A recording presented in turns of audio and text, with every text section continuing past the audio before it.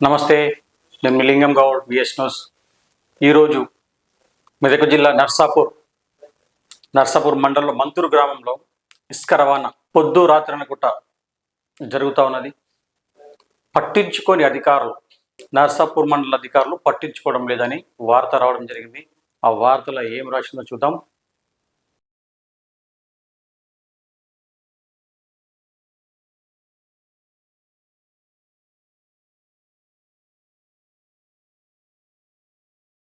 ఛత్తీస్గఢ్ అక్రమ ఇసుక రవాణా పట్టించుకొని అధికారులు, అక్రమ ఇసుక రవాణాపై అధికారుల నిర్లక్ష్యం ధోరణి, అధికారులకు మామూలు అందాయనే ప్రశ్న వెలువడుతుంది. నర్సాపూర్ అనుదిన వార్త. రాష్ట్రంలో అక్రమ రవాణా ఇసుక నిలిపివేయాలని సాక్షాత్తు సుప్రీంకోర్టు ఆదేశించిన మెదక్ జిల్లా నర్సాపూర్ మండలాలు కావడం లేదని మెదక్ జిల్లా నర్సాపూర్ మండలం పరిధిలో మంతూరు గ్రామంలో పగలు రాత్రులు తేడా లేకుండా డంపింగ్ చేస్తూ ఇసుక అక్రమ రవాణా యథేచ్ఛగా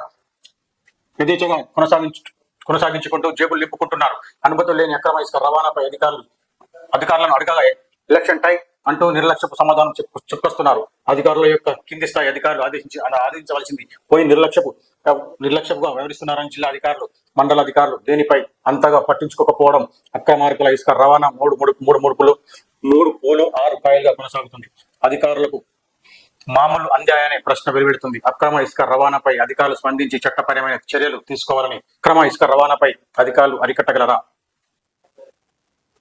ఏది ఏమైనా కనీసం ఒక ట్రాక్టర్ ఇసుక తీసుకుపోవాలంటే ఇవ్వని తరం కాదు.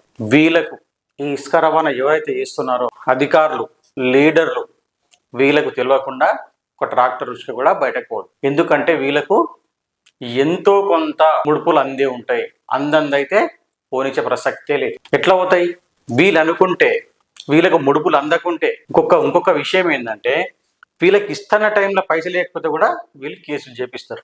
అక్కడ ట్రాక్టర్లు కానీ, జేసీపీలు కానీ, లారీలు కానీ ఇవన్నీ ఉంటే వీళ్ళకు సరైన సమయానికి డబ్బులు అందకపోతే ఖచ్చితంగా కేసులు చేపిస్తూ ఉంటారు. వీళ్ళకు డబ్బులు అందినాయి కాబట్టే యథావిధంగా రాత్రులు పగళ్ళు అనకుండా ట్రాక్టర్లు కావచ్చు, లారీలు కావచ్చు, ఇసుకనైతే రవాణా చేస్తూ ఉన్నారు. దీనిపై స్పందించి జిల్లా అధికారులు కావచ్చు, నర్సాపూర్ మండల అధికారులు కావచ్చు అరికట్టాలని అక్కడ ప్రజలు కోరుతా ఉన్నారు.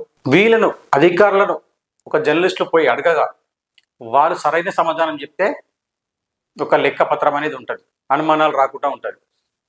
వాళ్ళు సరైన సమాధానం చెప్పకపోతే ఇట్లాంటి పరిస్థితులు ఏర్పడతాయి. ఏది ఏమైనా 100% అధికారులకు డబ్బులు అందుతేనే యథావిధిగా లారీలు కావచ్చు, ట్రాక్టర్లు కావచ్చు నడుస్తూ ఉంటాయి. అందకపోతే నడిచే ప్రసక్తి లేదు. అదే 100% రైట్. ప్రజలారా ఇది అర్థం చేసుకోవాలి.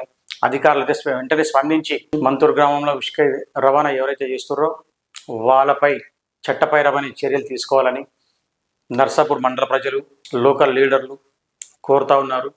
ఇది ఏం జరుగుతుందో. నమస్తే.